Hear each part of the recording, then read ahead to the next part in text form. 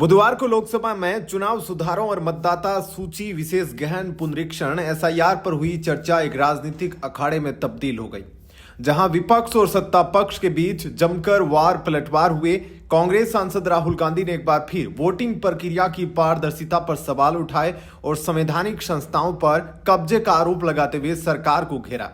जवाब में केंद्रीय गृह मंत्री अमित शाह ने घुसपैठियों द्वारा देश का नेतृत्व तय करने के खतरे पर जोर दिया और एसआईआर को मतदाता सूची को सैनिटाइज करने की एक आवश्यक प्रक्रिया बताया।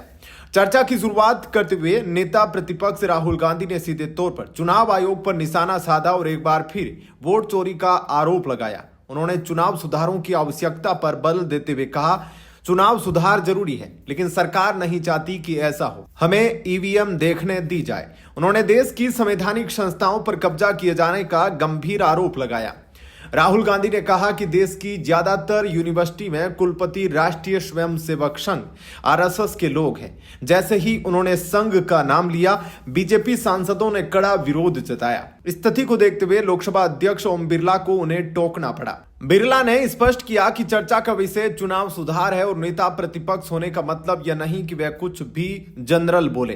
केंद्रीय संसदीय कार्य मंत्री किरेन रिजिजू ने भी राहुल गांधी के बयान पर आपत्ति जताई और कहा कि वे विषय पर न बोलकर सदन का समय बर्बाद कर रहे हैं। उन्होंने साफ किया कि सरकार चुनाव सुधार के लिए पूरी तरह तैयार है।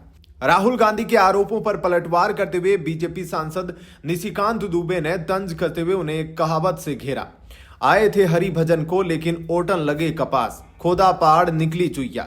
दुबे ने कांग्रेस पर शहीदों की चिताओं पर खड़ी पार्टी होने का आरोप लगाया और 1976 के संविधान डिबेट का हवाला देते हुए कहा कि कांग्रेस ने ही संविधान को तार तार किया। उन्होंने राहुल गांधी द्वारा संविधान की किताब दिखाने की कार्रवाई को शिकारी द्वारा जाल बिछाने जैसा बताया, जिसका मकसद केवल लोगों को फंसाना है।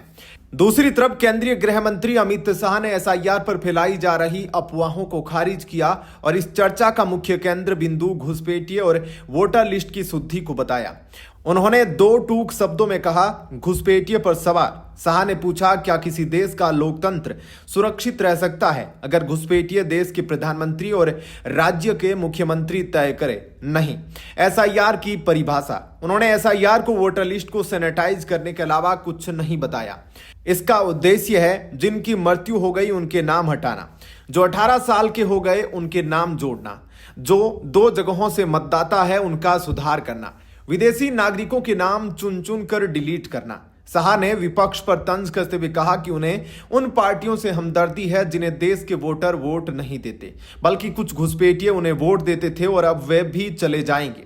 चर्चा में हुई देरी पर शाह ने विपक्ष को जवाब देते हुए कहा कि 2 दिन तक सरकार ने इस पर चर्चा से इनकार किया था, जिसके 2 मुख्य कारण थे। पहला, एसआईआर पर चर्चा। शाह ने कहा, मैं बहुत साफ हूं कि सदन में एसआईआर पर चर्चा नहीं हो सकती। दूसरा, चुनाव आयोग की स्वायत्तता। भारत का चुनाव आयोग और मुख्य चुनाव आयुक्त केंद्र सरकार के अंतर्गत काम नहीं करते हैं। अगर चर्चा होती है और सवाल उठते हैं तो इसका जवाब कौन देगा?